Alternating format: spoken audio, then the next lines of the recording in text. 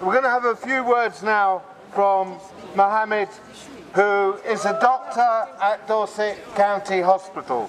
I think it's incredibly important to hear the voice of someone from the region, but also working in our hospitals here in Dorset, where health and the hospitals in Gaza have been bombed to oblivion.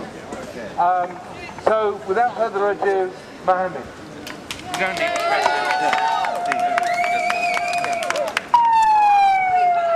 Hello everyone. I'm not going to add a lot to what's been said.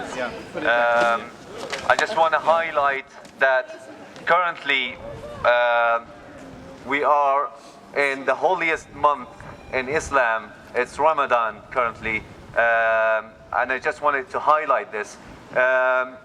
So we fast in Ramadan from dawn to sunset, and this happens everywhere in Muslim world, and this is happening also in Palestine. So during this starvation, people are still doing fasting, and they're still trying to fast, and they have water just before they fast, and they break their fast only in water, if you can imagine.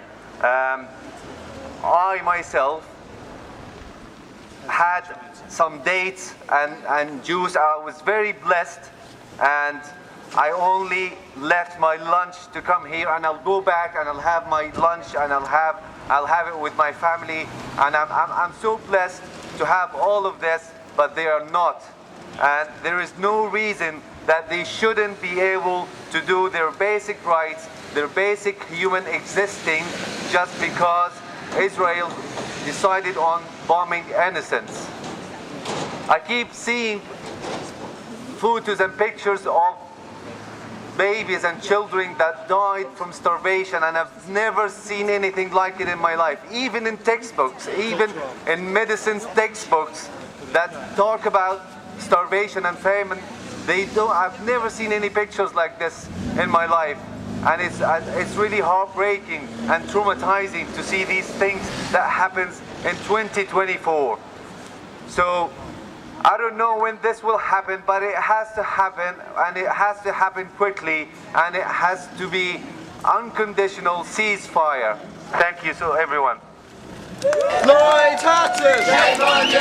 Lloyd Hatton! Shame on you! Welcome to us, Lynne Hubbard, local health worker and activist, very high anti-racism campaigner and activist, a very important voice on these protests, to have that element at the heart of it. I'm sure I join with everybody saying what a pleasure it is to stand with our Muslim brothers and sisters today. And what a fantastically positive contribution they make to our society and our world. And when we hear the vile hate that comes from the Tory party about our Muslim brothers and sisters, how they try to scapegoat, whether it's refugees or whether it's Muslims, we say we will not be divided. Never! And we stand with our brothers and sisters in Palestine. Tomorrow there's a big march in London against racism, celebrating International UN Anti-Racist Day, where we make it clear we're going to the Home Office, we're going to Scotland Yard, and we're saying we will not tolerate the scapegoating of refugees, we will not tolerate the scapegoating of our Muslim brothers and sisters, and we know the Tories have got nothing else to answer the crisis that we face, a crisis of their own making, a crisis where we can see the corruption. This guy who's taken £10 million, I'm a health worker, this man has had £400 million of NHS contracts. It's no wonder he's giving money to the Tory party.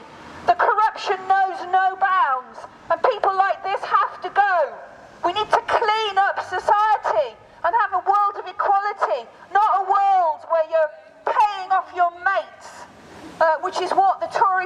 have sunk to while people can't afford to feed their children. I want to say, follow on from Poppy, and I really want to celebrate what the students in this country are doing. First of all, the universities that have gone into occupation, Leeds, UCH, Bristol, Goldsmith, it's amazing. They are saying they're going to occupy until their universities break all ties with Israel. And they're giving us a lead, because this is what needs to happen. We should not have any cultural ties. We should not sell any arms. We have to break our links completely. It is a terrorist state. It is an apartheid state, and we want to be part of bringing it down. The other thing that really, I think, I was lucky enough to be on the call with the three students from Ramallah, and I think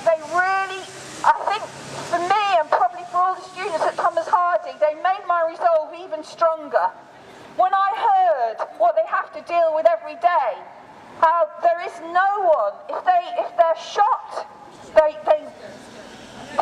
the Israeli army will stop them being treated. If an ambulance worker goes to help them, they'll be shot as well. So people who get shot just bleed out. As a health worker, to think of that situation, it's unimaginable.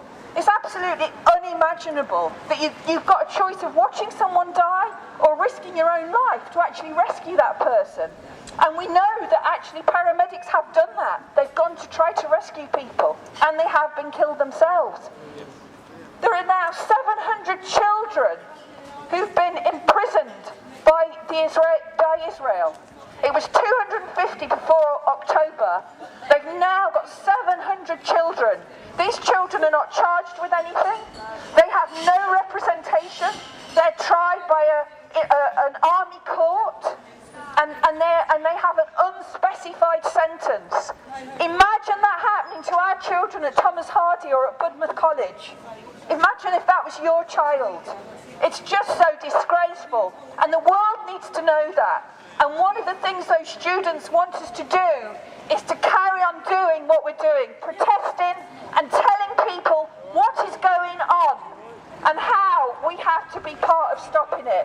And everybody here is part of that. I know not only do you come on the protest, but every day we tell people what is actually happening in Israel, happening to the women, happening to the children, happening to ordinary people. And it has to not stop. And we say, not in our name. Thanks very much.